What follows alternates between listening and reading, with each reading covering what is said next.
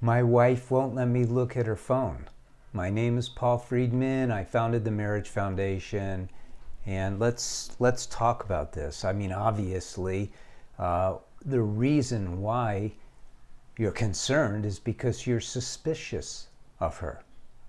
So then I need to ask you, are you recently married? Is she unreliable? Or have you been married a while and things are not going that well in your marriage, and so you're suspicious? Suspicion is a terrible thing. It really undermines loving expressions, positive interactions, and your marriage in general. Suspicion is just not good. Now, some people are just naturally suspicious, but I don't get that's what is going on with you. I think that you suspect that your wife is having a relationship of some sort and you want to know. And that is not okay.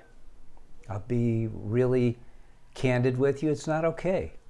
You shouldn't be looking at her phone, but you should be looking at your marriage.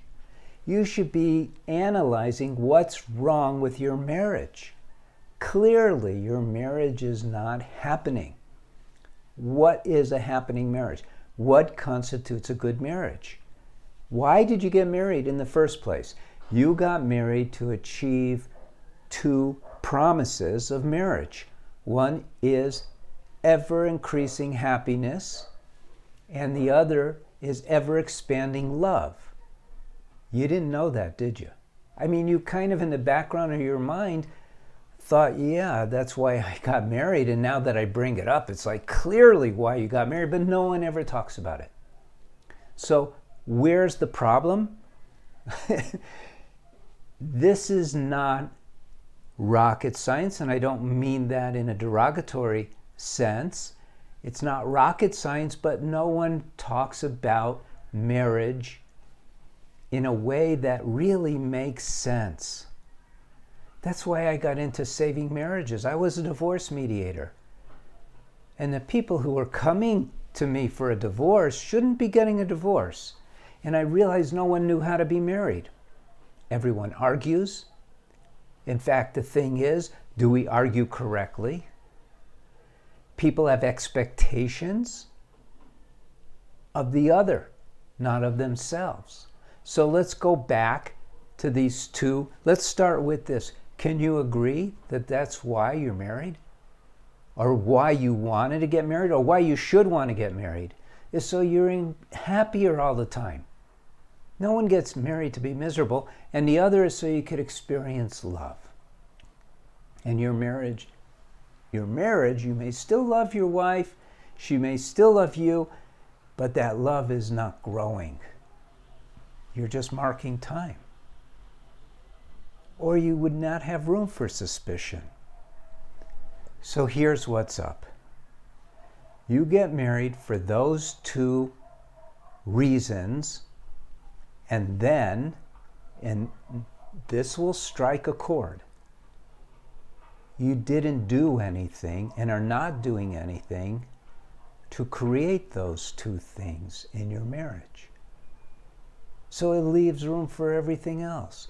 You know, if you're moving quickly in the right direction, the negative stuff can't even keep up with you. So what are you doing to create happiness in your marriage that is conscious? What are you doing that's undermining happiness in your marriage, that's unconscious and just dumb? What are you doing to increase love? It doesn't just happen. Yes, love is always there. We're souls, so it exists. But if you don't tap into it, it's like walking on dirt and 2 inches below the surface is gold, but you never dig, so you never find the gold. You have to know what you're doing when you get married. Now look, here's the reality. No one out there, I shouldn't say no one because I haven't read everything, obviously, But from what I've seen, there's very few, if anyone, who really understands marriage. All of the stuff that I have discovered is based on principles. So it's clear, it's simple, it's concise. It gives you something to do in order to achieve what you want. So your marriage is either in one of two places. One is it's just crappy, in which case reading one of my books will be fine. It's all you need. It'll totally blow your mind about all the things that you're not doing, all the things that you can be doing. The other state of your marriage may be that you're slipping towards divorce.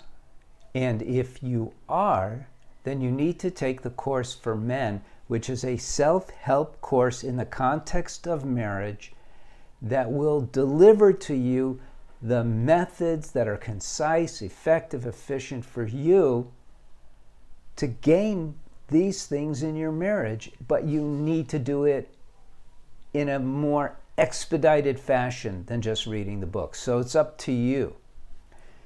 The free way to learn about marriage, not the freeway highway, the free way is to subscribe to this channel. There's a lot you can learn that will help you.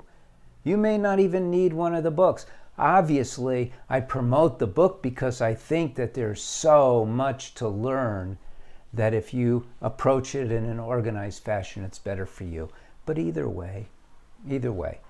And if you want to write in to the Marriage Foundation, it's a free service. You could write in to one of our counselors and they'll help guide you. But we're here to help you. There's a lot to learn about marriage. And you should be learning more about marriage every single day. And your life should be filled with happiness that's produced by being married, and love that causes you to float. So what's going on now is unacceptable. It should be to you. It's in your power to change everything. Have free will. Blessings to you, your wife, and your family. I hope this hits home for you. Take care.